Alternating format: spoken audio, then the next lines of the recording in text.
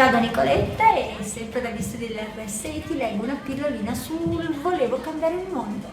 Racconta questo: quando ero giovane e libero e la mia fantasia non aveva limiti, sognavo di cambiare il mondo. Diventato più vecchio e più saggio, scoprii che il mondo non sarebbe cambiato. Per cui limitai un po' lo sguardo e decisi di cambiare soltanto il mio paese. Anche questo sembrava essere immutabile. Arrivando al crepuscolo della mia vita, in un ultimo tentativo disperato mi proposi di cambiare soltanto la mia famiglia, le persone più vicine a me, ma ahimè non ne vollero sapere. E ora, mentre giace sul letto di morte, all'improvviso ho capito: se solo avessi cambiato prima me stesso, con l'esempio avrei potuto cambiare la mia famiglia. Con la loro ispirazione e il loro incoraggiamento sarei stato in grado di migliorare il mio paese e chissà, avrei anche potuto cambiare il mondo. Cosa significa?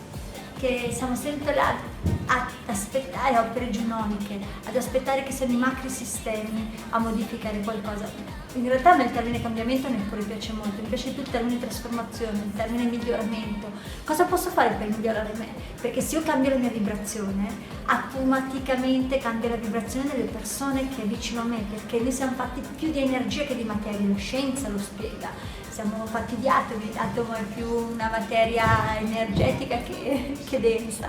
Quindi cosa posso fare per migliorare me stesso? Qual è l'azione, il pensiero, l'atteggiamento che posso avere perché di conseguenza cambierà la mia vibrazione, cambieranno le vibrazioni delle persone che mi stanno vicino, e se non cambierà la loro vibrazione cambieranno le stesse persone che mi stanno vicino, attirerò persone diverse.